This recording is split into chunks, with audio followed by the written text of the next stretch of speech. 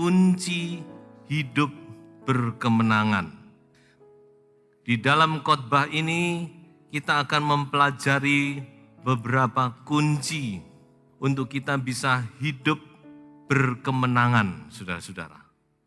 Artinya kita hidup dalam kebebasan, kita terlepas dari segala ikatan-ikatan dosa, dari segala perkara yang mengikat kita. Nah, sebelum saya berbicara lebih jauh, saya ingin membuka satu ayat di dalam Wahyu pasal 21 ayat yang ke-7 berbunyi demikian. Barang siapa menang, ia akan memperoleh semuanya ini.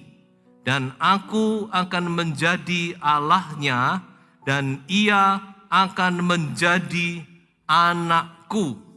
Barang siapa menang. Walaupun Tuhan mengerti kalau saudara dan saya penuh dengan kelemahan, tetapi saudara-saudara, untuk menerima berkat-berkat Tuhan hanya bagi orang yang menang. Saudara kalau kata, Tuhan saya penuh dengan kelemahan, Tuhan tahu saya lemah, kalau saya kalah ya Tuhan maklumi, Tuhan maklumi.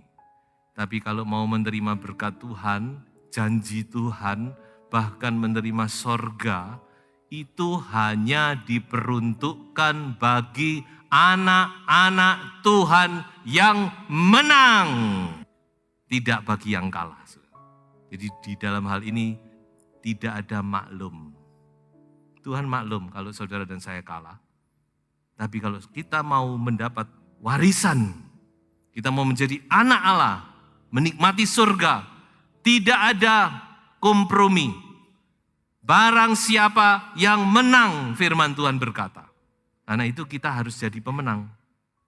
Kita harus menang, saudara. Apapun, bagaimanapun juga, kita harus menang.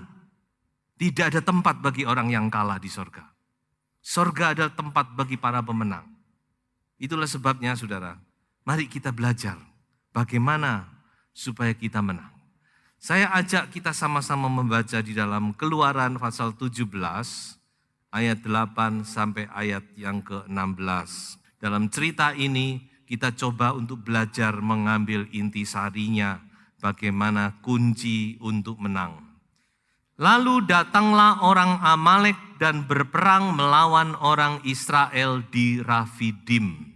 Lalu Yosua melakukan seperti yang dikatakan Musa kepadanya dan berperang melawan orang Amalek, tetapi Musa, Harun, dan Hur telah naik ke puncak bukit.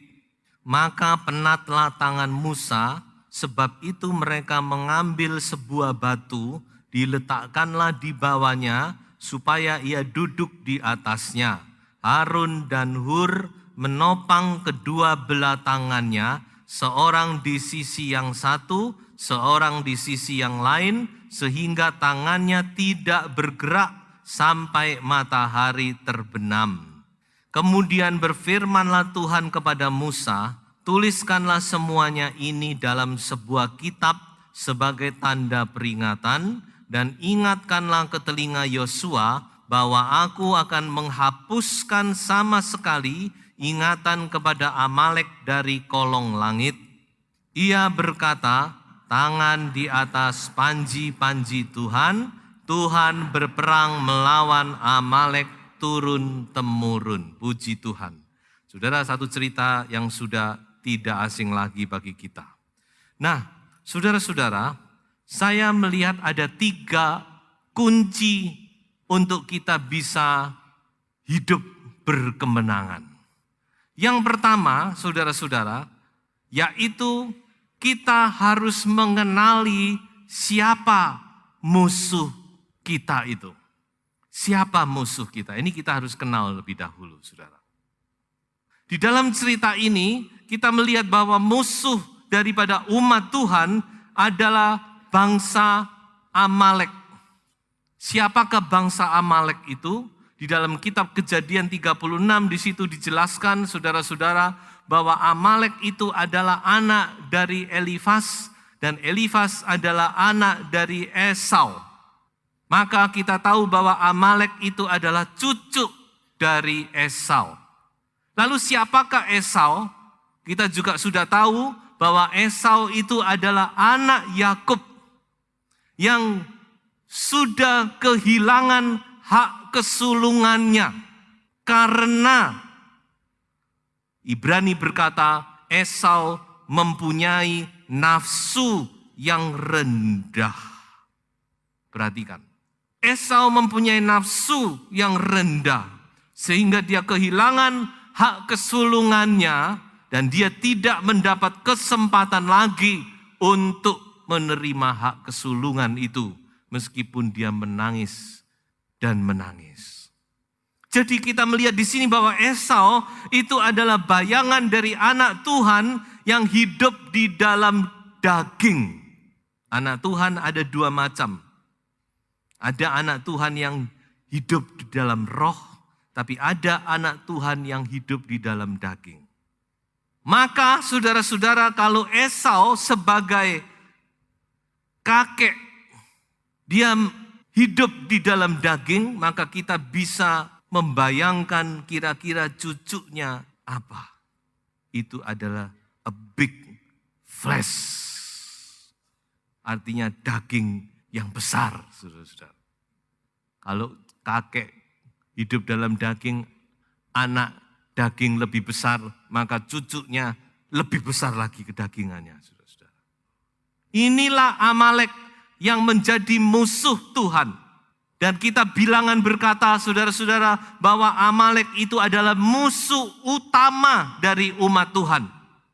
Saudara bisa baca itu nanti di dalam bilangan 24 ayat 20. Jadi kita melihat di sini, saudara-saudara, siapakah musuh kita ini?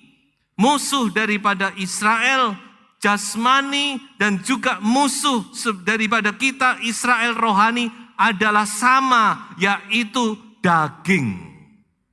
Dan ini pertempuran seumur hidup. Yesus sampai di Taman Getsemani masih berkata, berjagalah dan berdoalah karena roh memang penurut, tapi daging ini lemah. Saudara-saudara, ini yang seringkali dipakai oleh iblis untuk menyerang kita. Iblis memang sumber segala sesuatu, tapi kita harus sadar, kita harus tahu bahwa daging kita ini megang peranan. Musuh kita yang utama ini, ya selain iblis tentunya, adalah daging ini. Jadi inilah musuh kita yang kita harus mengerti. Kita mau setia kepada Tuhan, daging lemah. Kita mau hidup sungguh-sungguh, daging membawa kita kepada dosa, kejatuhan. Sudah enak-enak hidup dalam kekudusan, daging membawa kepada dosa. Dan Amalek ini, saudara-saudara, musuh yang licik. Mengapa? Coba kita baca. Ulangan 25 ayat 17 dan ayat yang ke-18. Di situ perikopnya Amalek harus dihapuskan. Ingatlah apa yang dilakukan orang Amalek kepadamu pada waktu perjalananmu keluar dari Mesir. Ini Musa mengingatkan bangsa Israel akan pengalaman tadi yang kita baca tadi. Bahwa engkau didatangi mereka di jalan dan semua orang lemah pada barisan belakangmu dihantam mereka, sedang engkau lelah dan lesu. Mereka tidak takut akan Allah. Jadi Amalek ini begitu licik. Dia tidak menyerang dari depan, tapi dia menyerang dari belakang. Karena di belakang itulah tempat yang lemah. Anak-anak, wanita-wanita berjalan di belakang, orang-orang tua yang jalannya pelan jalan di belakang. Itu yang diserang oleh Amalek, saudara-saudara. Daging menyerang kita bukan waktu kita di gereja. Oh, kita memuji Tuhan, kita kuat, kita doa. Tapi daging menyerang kita waktu kita lemah. Waktu kita sendirian. Waktu kita kesel, letih, lesu. Dan ini adalah hal yang tidak bisa dihindarkan. Setiap orang bisa lemah, saudara. Siapapun juga. Sekuat-kuatnya orang, dia bisa lemah. Justru waktu itulah daging ini menyerang kita. Makanya Tuhan sangat benci kepada Amalek ini. Dia berkata kepada umatnya, Amalek harus dimusnahkan, harus dihapuskan dari muka bumi. Saudara-saudara, sebab itu kita harus waspada dengan musuh ini. Musuh ini bukan jauh dari kita, tapi di dalam kita ini. Saya ingat waktu Tuhan Yesus dicobai. Apa yang dicatat di dalam Injil Lukas? Ketika Tuhan Yesus sudah lewat dari pencobaan, dia menang. Alkitab mencatat demikian. Dan iblis undur daripadanya, lalu menunggu kesempatan yang baik. Inilah sebabnya kita harus waspada. Semua orang tidak ada yang kuat. Nah, saudara-saudara, kenalilah musuh saudara ini. Bahwa musuh itu adalah daging kita. Kita jatuh, kita lemah, kita jatuh dalam dosa, kita terikat itu karena daging ini. Jadi ini yang pertama yang saya bisa sampaikan kepada saudara, bahwa kita harus mengenali siapa musuh kita. Tidak lain adalah Amalek atau daging ini. Yang kedua, saudara-saudara, kunci yang kedua untuk kita mendapat kemenangan, firman Allah jelas berkata dalam cerita itu, yaitu apa saudara? Doa. Musa mengangkat tangan. Mazmur berkata, biarlah tanganku yang terangkat seperti persembahan ukupan, doaku, tanganku seperti korban di waktu petang. Daud berkata dalam Mazmur 141. Jelas saudara-saudara bahwa kemenangan dari bangsa Israel itu ditentukan oleh doa. Walaupun ini kedengarannya klise, kok kembali ke doa lagi. Tapi firman Tuhan jelas. Begitu Musa turun tangan mereka kalah. Tapi begitu Musa mengangkat tangan, mereka menang. Ada apa di dalam doa ini? Saya juga tidak tahu. Yang pasti saudara-saudara, doa ini membuat Tuhan bekerja. Ada satu rahasia yang luar biasa di dalam doa ini. Sehingga saudara-saudara, doa ini membuat kemenangan. Doa inilah yang membuat mereka menang dalam bertempuran. Demikian juga dalam hidup kita. Kalau kita mau hidup sebagai anak-anak Tuhan yang berkemenangan, maka kita harus mengangkat tangan kita di hadirat Tuhan. Harus dalam hidupan kita ada doa. Karena inilah penentu. Nah, saudara-saudara, berbicara tentang doa, khususnya dalam cerita tadi, saya melihat ada 3 hal yang menarik. Bagaimana Musa berdoa ditopang oleh Harun dan Hur. Siapa Harun? Harun adalah kakak Musa. Siapa Hur? Firman Tuhan memang tidak menjelaskan siapa Hur. Tetapi menurut tradisi, Hur itu adalah suami dari Maryam. Maryam itu adalah taciknya Musa. Jadi Hur adalah kakak iparnya Musa. Musa menang. Musa berdoa karena ada 2 orang penopang, yaitu Harun dan Hur. Maka saya melihat di sini yang pertama, ini berbicara tentang tanggung jawab daripada generasi tua, saudara-saudara. Mengapa saya katakan demikian? Karena Musa, Harun, dan Hur itu adalah generasi tua waktu itu. Ingat, Musa memimpin bangsa Israel keluar dalam usia 80 tahun. Maka kita bisa perkirakan Harun kurang lebih antara umur 82 atau 84 tahun. Hur juga kurang lebih demikian. Generasi tua punya tanggung jawab untuk mendoakan generasi yang lebih muda. Sebab itu kepada bapak-bapak, ibu-ibu yang sudah sepuh, saya mau katakan bahwa Anda mempunyai peranan yang sangat penting di dalam gereja Tuhan. Mungkin Anda sudah tidak lagi lincah, tidak lagi bisa lari sana lari sini. Mungkin pikiran juga sudah mulai terbatas. Kekuatan juga sudah mulai terbatas.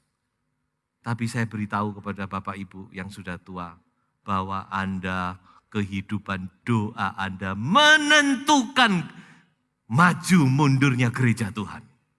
Jangan pernah merasa Anda tidak berarti. Di dalam kerajaan Allah semua punya arti yang besar.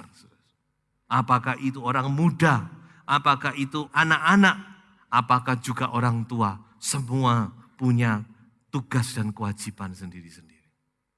Generasi tua berdoa supaya generasi muda diurapi, dipakai oleh Tuhan, supaya gereja Tuhan punya masa depan. Jangan berhenti berdoa. Doa saudara sangat dibutuhkan oleh gereja.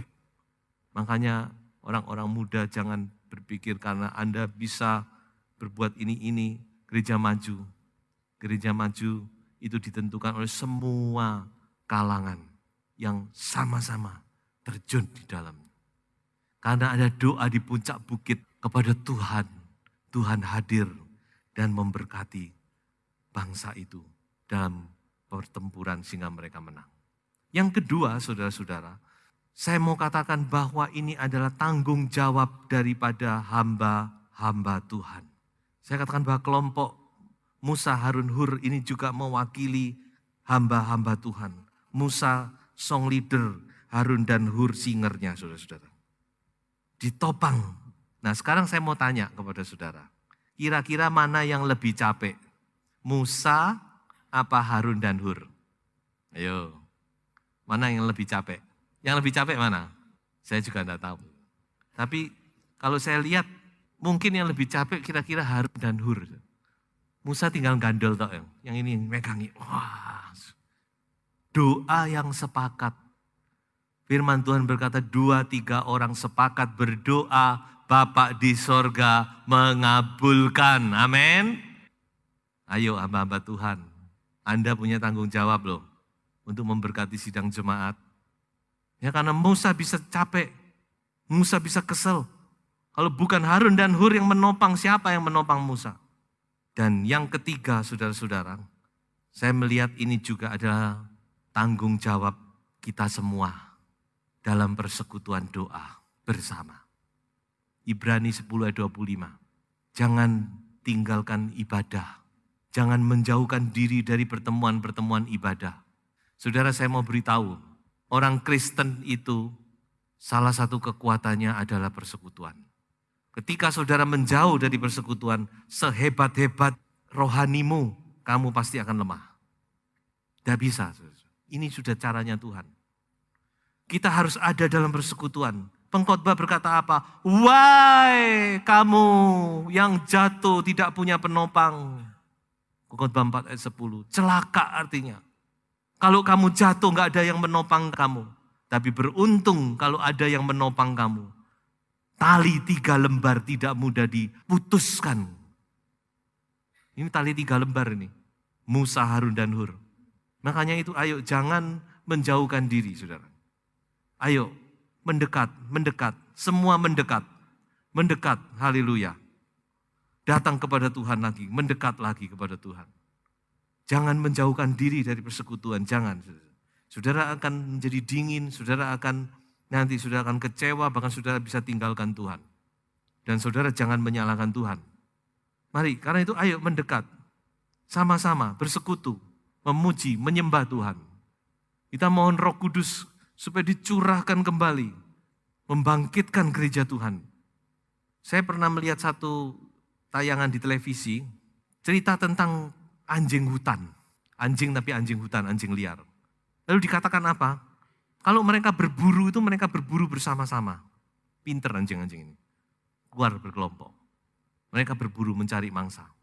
Kancil atau apa. Lalu mereka caranya gimana saudara untuk menangkap binatang-binatang ini? Mereka enggak langsung begitu ada binatang lalu diserbu enggak. Karena mereka gimana pun juga walaupun binatang itu lemah, kalau berkumpul bersama-sama itu kuat. Walaupun lemah, tapi kalau berkumpul itu singa aja enggak berani mungkin. Kalau mereka bersatu. Makanya mereka pakai cara ditakut-takuti, diapakan sampai ada 1 ekor yang karena ketakutan, karena apa, dia memisahkan diri dari kawanan. Nah ini yang dikepung nanti dan dijadikan mangsa.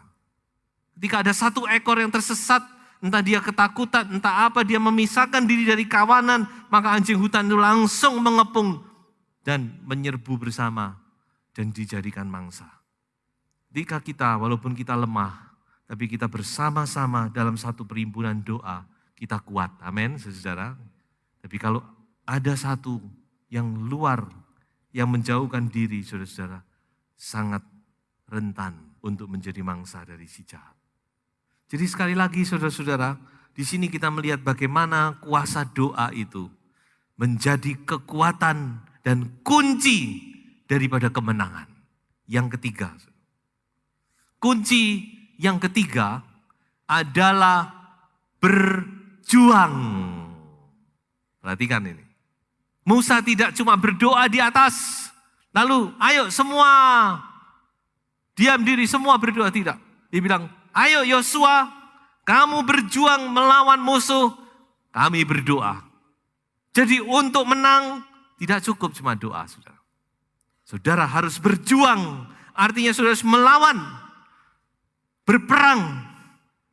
Banyak orang ingin lepas. Saudara, kelepasan itu doa plus perjuangan. Amin. Artinya apa, saudara-saudara? Artinya saudara harus mau berjuang. Kenapa orang tidak bisa menang? Kenapa orang tidak bisa terlepas? Karena memang dia tidak mau. Dia masih cinta kepada musuh ini. Saudara, saya mau beritahu bahwa musuh itu adalah musuh. Musuh itu bisa menghancurkan kita. Yesus berkata apa? Iblis itu datang, dia cuma mau mencuri, membunuh, membinasakan. Tidak ada iblis itu mau jadi teman, saudara. Lebih banyak orang yang tidak mau tahu dan dia masih cinta kepada ini. Dosa-dosanya. Mengapa tidak bisa lepas? Karena memang tidak mau. Bukan tidak bisa berhenti, tetapi tidak mau berhenti.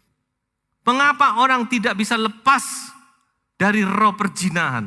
Karena tidak mau berhenti. Mengapa tidak mau? Karena enak. Memuaskan daging, hawa nafsu daging. Mengapa orang tidak bisa berhenti merokok? Karena tidak mau berhenti. Bukan tidak bisa loh. Coba saudara perhatikan. Saudara kalau satu kali menghadap Tuhan, lalu Tuhan tegur, lalu Tuhan maaf saya tidak bisa berhenti. Tuhan tidak akan terima alasannya. Tuhan akan berkata, bukan kamu tidak bisa, kamu tidak mau. Saudara akan kelakap, tidak bisa ngomong. Jadi saudara-saudara, inilah problem utama. Kenapa orang itu tidak bisa hidup dalam berkemenangan? Karena mereka mencintai musuhnya. Mereka tidak melihat betapa seriusnya, betapa bahayanya, betapa mengerikannya musuh ini. Yang akan menghancurkan kehidupan kita. Yang bahkan sudah menghancurkan kehidupan saudara-saudara kita. Kalau kita mengerti dengan jelas, kita melihat dengan sepenuhnya, kita akan bukan mengasihi, kita membenci dosa. Kita akan membenci kelemahan, kita akan membenci. Makanya saya sampai kadang-kadang itu cuma angan-angan, saudara. Kalau kira-kira iblis itu punya ranking atau punya tingkatan, mungkin tingkat yang paling tinggi, mungkin yang paling mendapat promosi itu namanya iblis percabulan. Karena dia menang terus. Yang lainnya masih kalah, tapi dia selalu menang. Aku pasti gol, aku pasti menang. Saudara-saudara, mari kita mau benar-benar menyadari hal ini. Saul pernah ditegur, bahkan kehilangan haknya sebagai raja karena dia mengasihani Agag.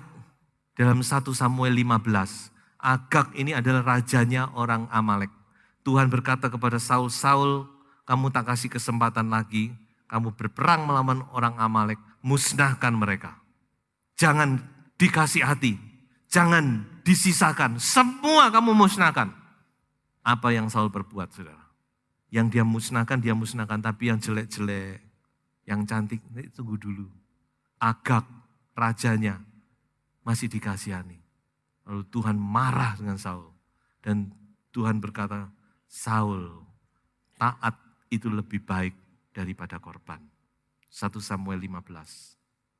Saudara, itu jangan mengasihani musuh. Jangan main-main dengan musuh, saudara. Musuh itu akan menghancurkan kita. Biar kita mau sadar, ya musuh adalah musuh. Amalek adalah musuh yang harus dimusnahkan. Yang kedua, saudara-saudara, dalam peperangan ini ada satu hal yang penting, yaitu kita harus memakai pedang firman Tuhan. Di dalam ayat 13 dikatakan, Yosua mengalahkan mereka dengan mata pedang. Pedang ini berbicara tentang firman. Rahasia dalam melawan iblis, dalam melawan dosa adalah kita memakai pedang firman Tuhan. Ingat saudara-saudara, Tuhan Yesus waktu berperang, waktu dia dicobai, dia melawan iblis, dia bukan dengan kekuatannya sendiri. Walaupun dia adalah Tuhan, tapi dia selalu berkata, ada tertulis. Ada tertulis. Ada tertulis. Kalau Tuhan Yesus saja begitu menghormati firman Allah, dia selalu berkata, ada tertulis. Kenapa kita tidak mau memakai firman untuk melawan iblis? Lalu bagaimana cara memakai firman?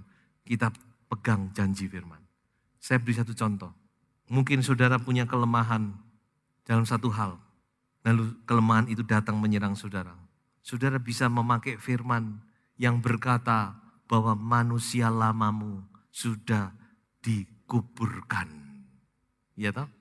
Saudara yang sudah dibaptis, ingat penerangan baptisan air. Apa yang dikatakan di situ? Bahwa manusia lama kita sudah mati, sudah dikubur. Kita sudah dipisahkan dari kehidupan yang lama. Saudara pakai firman itu. Firman itu sangat luas. Pemazmur berkata, aku melihat batas-batas kesempurnaan, tetapi firman-Mu melebihi semuanya itu. Semua ada di dalam firman Tuhan. Saudara bisa pakai itu sebagai senjata saudara dalam peperangan. Itulah mata pedang yang Tuhan sudah berikan di tangan saudara. Pakai itu untuk melawan iblis. Yosua membinasakan mereka dengan mata pedang. Jadi saudara-saudara, kalau saya mau simpulkan apa sih kunci hidup berkemenangan itu?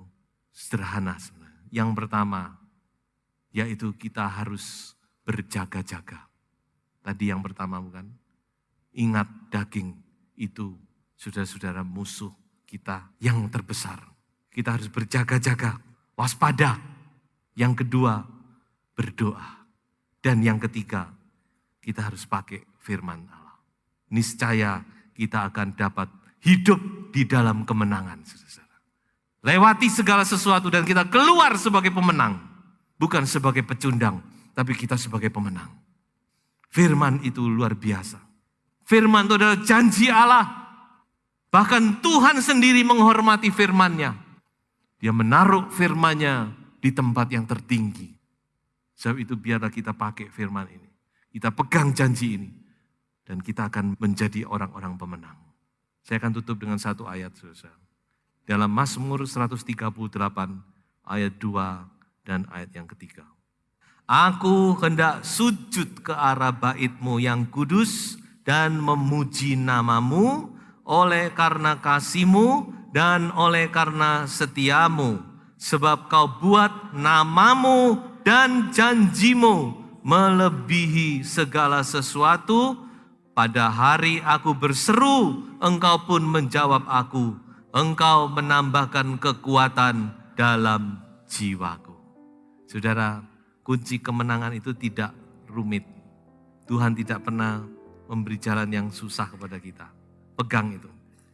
Waspada, berdoa, berjaga-jaga, berdoa, dan pakai firman Tuhan ini. Maka niscaya Anda akan hidup sebagai pemenang, bahkan lebih dari pemenang. Tuhan memberkati.